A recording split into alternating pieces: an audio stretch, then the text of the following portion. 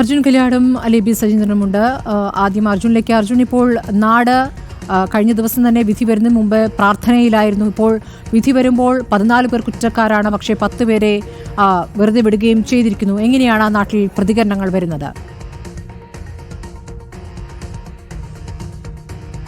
പ്രതി കുടുംബത്തിന്റെ പ്രതികരണം തന്നെയാണ് നാട്ടുകാരിൽ ബഹുഭൂരിപക്ഷം പേരുടെയും പ്രതികരണം. നാടിനോടും വീടിനോടും എല്ലാം വലിയ രീതിയിൽ അടുപ്പമുണ്ടായിരുന്ന ചെറുപ്പക്കാരാണ് കൃപേഷും ശരത്ലാലും. അതുകൊണ്ട് തന്നെ നാട്ടുകാരെ സംബന്ധിച്ചും വളരെ വൈകാരികമായിട്ടുള്ള ഒരു വിധി പ്രസ്താവം തന്നെയാണ് ഇന്ന് CBIയുടെ പ്രത്യേക കോടതിയുടെ ഭാഗത്തുനിന്നും ഉണ്ടായിട്ടുള്ളത്.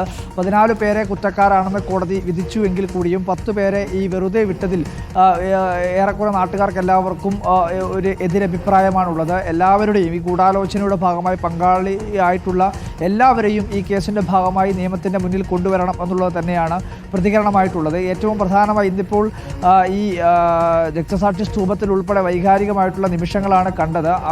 ശരത്ലാലിൻ്റെയും കൃപേഷിൻ്റെയും അമ്മമാരും അതുപോലെ തന്നെ ബന്ധുക്കളായിട്ടുള്ളവരും നാട്ടുകാരുമെല്ലാം കണ്ണുനീരടക്കാൻ വേണ്ടി കഴിയാതെ പൊട്ടിക്കരയുന്ന കാഴ്ചയാണ് നമ്മൾ കണ്ടത്. അവരുൾപ്പെടെ പ്രതികരണം നടത്തിയിട്ടുള്ളത് കോടതിയുടെ ഈ വിധി പ്രസ്താവത്തിൽ പൂർണ്ണമായിട്ടുള്ള സംതൃപ്തിയില്ല, പക്ഷേ ഈ 14 പേരെ കുറ്റക്കാരാണെന്ന് കണ്ടെത്തിയതിൽ അതിൽ പ്രധാനപ്പെട്ട CPIMൻ്റെ നേതാക്കളുണ്ട്, അതുപോലെ തന്നെ ഏരിയ സെക്രട്ടറിമാരുണ്ട്, ലോക്കൽ കമ്മിറ്റി അംഗങ്ങളുണ്ട്. അപ്പോൾ അങ്ങനെയുള്ള പ്രധാനപ്പെട്ട ആൾക്കാരെ തന്നെ അല്ലെങ്കിൽ അങ്ങനെയുള്ള ആൾക്കാർ തന്നെ ഇതിനകത്ത് കുറ്റക്കാരാണെന്ന് കണ്ടെത്തിയതിൽ സംതൃപ്തരുണ്ട്.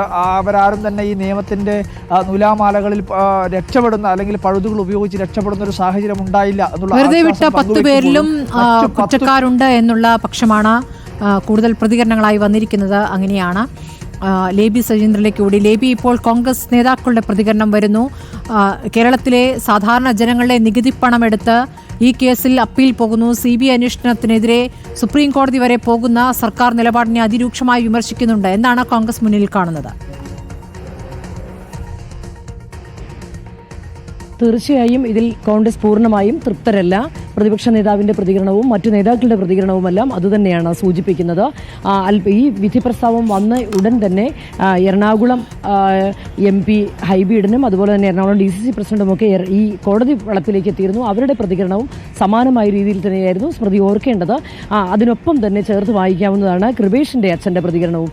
കൃപേഷിന്റെ അച്ഛൻ PV കൃഷ്ണൻ പ്രതികരിച്ചതും 2 കോടി രൂപ മുടക്കി ഈ കേസ് തോൽപ്പിക്കാൻ സർക്കാർ ശ്രമിച്ചു. അതിനെതിരെ വളരെ രൂക്ഷമായ പ്രതികരണമാണ് അദ്ദേഹവും നടത്തിയത്. ഏതായാലും കോൺഗ്രസിനെ സംബന്ധിച്ചിടത്തോളം ഈ കേസുമായി ഇനി തുടർന്ന് മുന്നോട്ട് പോകും എന്നുള്ള രീതിയിൽ തന്നെയുള്ള പ്രതികരണങ്ങളാണ് വരുന്നത്. ഈ 10 പേരെ വെറുതെ വിട്ടതിനോട് യോജിക്കാനാകില്ല. ഇവർക്ക്